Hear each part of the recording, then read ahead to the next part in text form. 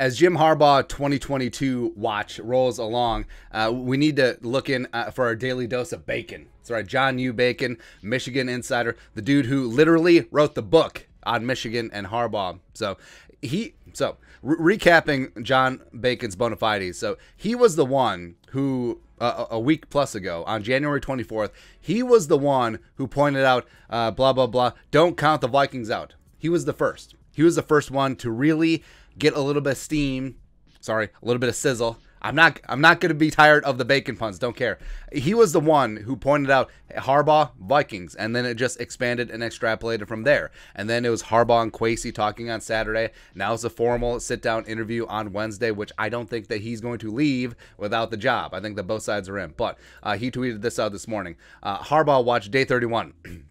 Nobody knows how it ends. I think we know how it ends. But Harbaugh's second interview with Minnesota Wednesday. Harbaugh serious, Minnesota intrigued. Yeah. Word is Ross determined to honor Stephen Ross, the Dolphins owner and also Michigan alumni. Word is Ross determined to honor his promise not to interfere with U of M football. Miami looks out. Down to Minnesota and U of M. I'm still at 60-40 Harbaugh stays. So, a couple things here. Bacon's information is going to be spot on. Like, he's probably one of the more dialed in insiders and authors in Michigan. He's written like 5 books on the Wolverines.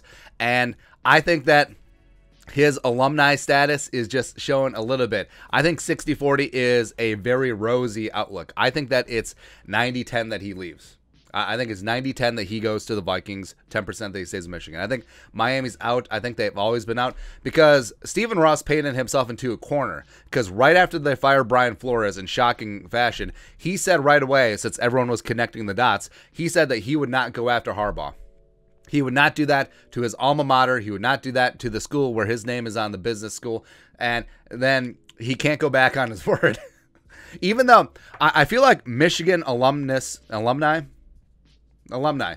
yeah, I don't know why I spaced there. Alumni would understand. It's like, hey, if Harbaugh is going to leave Michigan for a job, it may as well be with you. The most generous benefactor and donator to the University of Michigan. It may as well be with your team, right? We can root for the Dolphins, right? But the fact that he's potentially going to let Harbaugh, coming off his best season, coming off the season they finally beat Ohio State, to go to an NFL team that isn't his, man, I mean, that just shows how messed up the Dolphins have been under Stephen Ross. Like, Stephen Ross is obviously a hell of a businessman, and he seems like a genuinely good dude, but, I mean, the Dolphins have been a mess.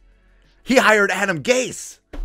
But I digress there. So, yeah, Harbaugh, second interview Wednesday. Harbaugh serious, Minnesota intrigued. So, I think it's going to happen. And we said in the video earlier today that I think that it's a fait accompli. I think it's a done deal. I think it always has been. Again, with Harbaugh, you don't let all these details get out if you're going to stay at Michigan, because that just puts some wavering in recruits, that puts some wavering in your players and existing staff. Although this could be some just amazing leverage play to try and get $10 million a year from Michigan, try to get Mel Tucker money, but I don't see that.